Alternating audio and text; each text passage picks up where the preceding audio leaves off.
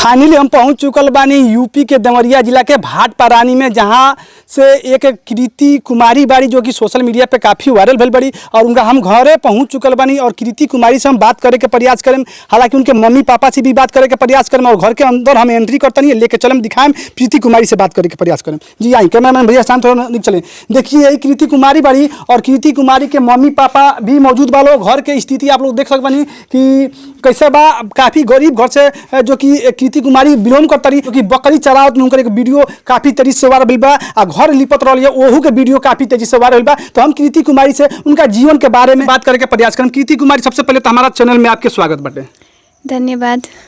जे भी आपके चैनल के माध्यम से देखा था ओके गोड़ छुके गोड़ लागत नहीं। अच्छा कृति कुमारी, आपके एक सोशल मीडिया पे काफ़ी वीडियो तेजी से वायरल भइल बा, जो कि आप देवरिया जिला के एक बिटिया बाड़ी। क्या कहे चाहे हमारे दर्शक के? ज्यादा से ज्यादा हमके सपोर्ट करी लो और आगे बढ़ाई लो, वैसे ही अच्छा कृति कुमारी कब से रुआ वीडियो बनावनी बताइए? 1 साल से बनावे नहीं। अच्छा 1 साल से वीडियो बनावनी, मतलब कि यूट्यूब पे बनावनी या इंस्टाग्राम पे बनावनी? इंस्टाग्राम पे 1 साल से, अभी तो फिलहाल में यूट्यूब पे चैनल बनैली बनी। हमारे दर्शक के बताइए रुआ पढ़ाई कहाँ तक कैले बनी? इंटर तक कैले बनी। इंटर तक पढ़ाई रुआ कैले बनी। आगे बने के का सपना बाटे? हर एक माँ बाप के सपना होला कि हमार बिटिया पढ़ लिख के, हम पढ़ा लिखा के उनकरा के कोनो नौकरी चाकरी, डॉक्टर या MBBS या IPS या SDM DM या दरोगा कुछ भी बनाओ के माँ बाप के सपना होला कि हमारी बेटी पढ़ के नाम हमारे जग में नाम करस। तो का रुआ सपना बाटे, मतलब ये बताई? हम वीडियोस बना के आगे बढ़ना चाहते, वीडियो बना के वायरल होके चाहते नहीं आगे बढ़।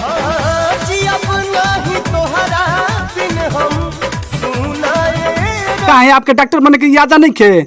डॉक्टर बन सकेला, इंजीनियर भी बन सकता नहीं रहुआ, चाहे मान लीजिए कि SP, दरोगा या SDM DM, तमाम ऐसा पद बा जैसे कि आप पढ़ाई लिखाई भी अच्छा बा, शरीर भी अच्छा बा, चेहरा भी अच्छा बा, तो बन सकता नहीं। का सपना बाटे राउर? हमनी के उतना नहीं खे ना, मतलब कि पढ़ा सकेलो मम्मी पापा। अच्छा मतलब काफी गरीब घर से तू बाड़ू, तार मम्मी पापा काफी गरीब वालों, पढ़ावे के क्षमता या शक्ति नहीं खे ताकि तू कोनो नौकरी कर सके। अच्छा को बहन बानी आप? 2 बहन। 2 बहन बानी। भाई? भाई 2 जनी बड़ा लोग। भाई 2 जना और बहन 2 जना। तो सबसे रउआ बड़ है कि रउआ छोट है? हम सबसे छोट हैं। घर में सबसे प्यारी ननी लाडली रउआ पापा के परी, रउआ सबसे छोट है, जाकि घर में जे सबसे छोट रउआ ज्यादा प्यार दुलार मिलेला। हाँ। तो एगो वीडियो राउर वायरल होता है जो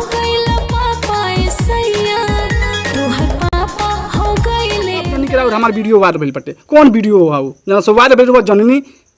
वो सोहागरा में एक वीडियो बनैले रहनी, मंदिर पे ऐसे ही घूम के बनैले रहनी, तो वो बहुत ज्यादा वायरल हुई, मतलब 5 लाख व्यूज गए लगभग। 5 लाख व्यूज गए रहे।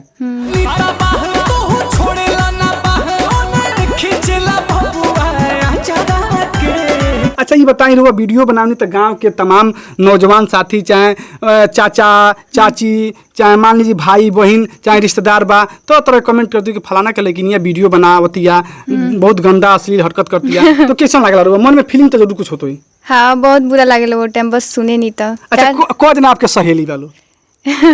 बहुत जानी बाड़ लो सहेली वालों, सहेली यार वीडियो देखे लो। अच्छा कह लो। हाँ अच्छा कह लो।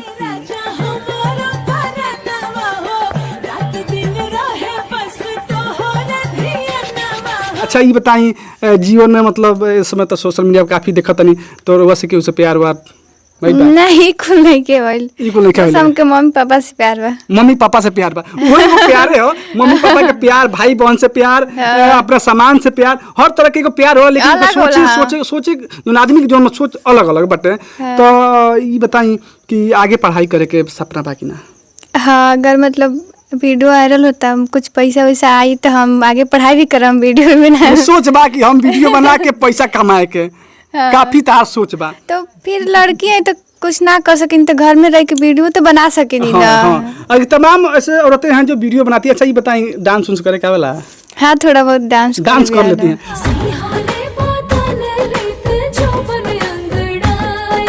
अच्छा, डांस करने का मौका मिले पवन सिंह खेसारी, शिल्पी राज, चाहे अवधेश मिश्रा, चाहे नीलकमल सिंह, नगेंद्र उजाला, तो बहुत सारे कलाकार हैं जो अपने उत्तर प्रदेश से बिहार में, जो भी ये कहा जाता है कि बिहार जो है कि कला से लेकर और संगीत में सबसे आगे है। तो भाई ये भी जान लीजिए, बिहार ही आगे नहीं है, बिहार से कोई गुना आगे अपना उत्तर प्रदेश है, कि ये उत्तर प्रदेश की बिटियाँ हैं जो कि सोशल मीडिया पर काफ़ी वायरल हो चुकी हैं। तो मतलब कौन तरह के वीडियो बनावे नहीं इंस्टाग्राम पे चाहे फेसबुक पे? लिपसिंग भी करे नहीं और बोल उल के भी बनाए नहीं, काम हम करते रहे नहीं तो बना रहे। गाना वाना गावे नहीं? बकरी उर से हाँ गावे नहीं थोड़ा तो गाना हमरा दर्शक गा के सुनाए कौन भोजपुरी में थोड़ा सा गा तो गाई तो नहीं हमारे दर्शक के सुनाई। काफी दर्शक हमार रोबा के देखे खातिर और गाना सुने खातिर बेचैन बना, तुम सुना याद नहीं के पर गा देता नहीं। हाँ गाई। यहाँ के पापा जी से हम बात करें, मम्मी जी से भी बात करें। हालांकि यहाँ के पापा जी के सपोर्ट मिलेला कि ना बिटिया के, और मम्मी जी से बात करें तो माता जी थोड़ी आगे आ जाए, आगे आई तो माता जी। अच्छा माता जी राउर नाम का पड़ी? उषा देवी। उषा देवी। घर कहाँ है राउर? खाम्पा। थाना खाम्पा, जिला देवरिया, भाटपा रानी के रहे वाला है। हाँ। अच्छा यहाँ पति राउर चौकीदार हैं? का जी राउर पापा चौकीदार हैं? तो चौकीदार की बिटिया इस समय सोशल मीडिया पे रील्स बना के वायरल हो रही है, पिताजी का जग में कहीं नाम कर रही है। तो इनका पिताजी खापर थाने में चौकीदार हैं।